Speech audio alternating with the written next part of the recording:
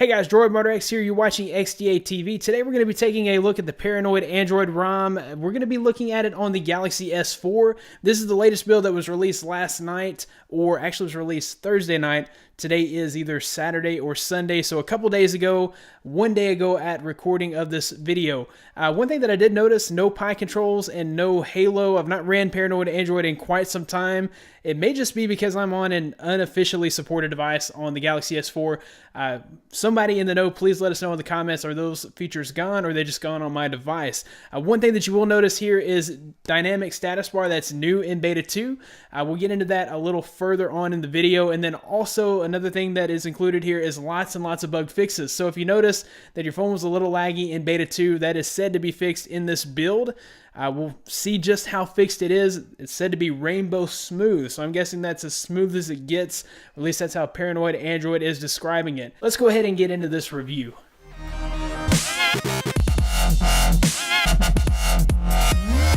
Okay guys, so we'll go ahead and see what we're working with here. We'll go into settings, and we'll go into about phone.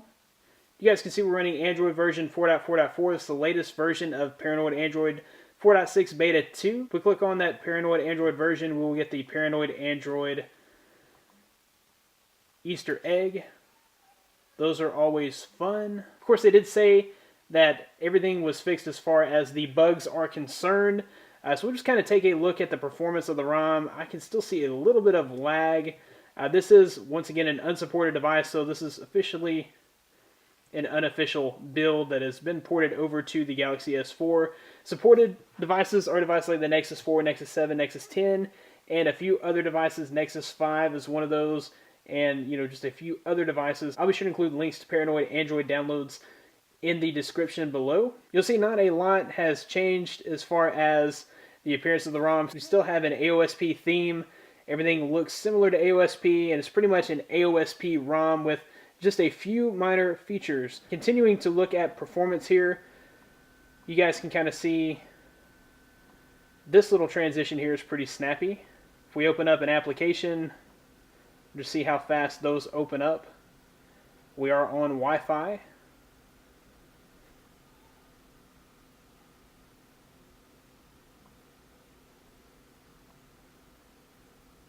Okay, so the ROM does seem to be running pretty smoothly. This is a beta build, but I haven't found it to be buggy, so everything's working as far as the camera, the Wi-Fi, your data reception, Bluetooth. Everything should be working just fine, and you can actually use this as a daily driver. Okay, if we pull up the recents, you'll see that we get the new card stack view from Android L.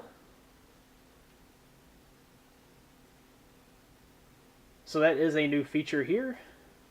And then the dynamic status bar is a new feature in Paranoid Android, which kind of enhances your experience. So we'll go into display. We'll go to dynamic status bar. Go ahead and check that on, and you can choose dynamic status bar and dynamic navigation bar. So basically what this does is it changes the background of both the status bar and navigation bar to blend in with whatever app you're currently running. So with those both turned on, if I open up, say, Gmail, you guys can see where my status bar and nav bar have both turned white. If I open up the browser, same thing, they turn white. If we open up the Play Store, they go ahead and blend in here as well.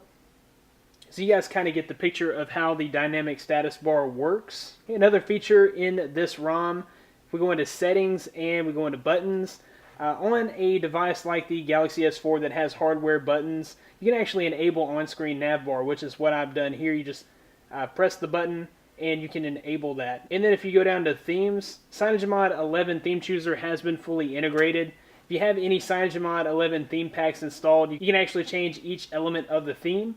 So instead of applying an entire theme, you can apply just the style, just the icons, just the fonts, just the wallpapers. You guys get the picture there. And other than that, we have just a basic AOSP ROM with no frills that is all about performance. Keep in mind this is still in the beta stages, so they are not to a fully stable build yet. You may experience a few bugs.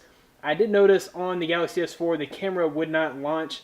I believe the officially supported devices, the camera is working just fine. So only on my unofficially supported devices, the camera not working. And I have a feeling that there are some other features that I'm missing out on here on the Galaxy S4.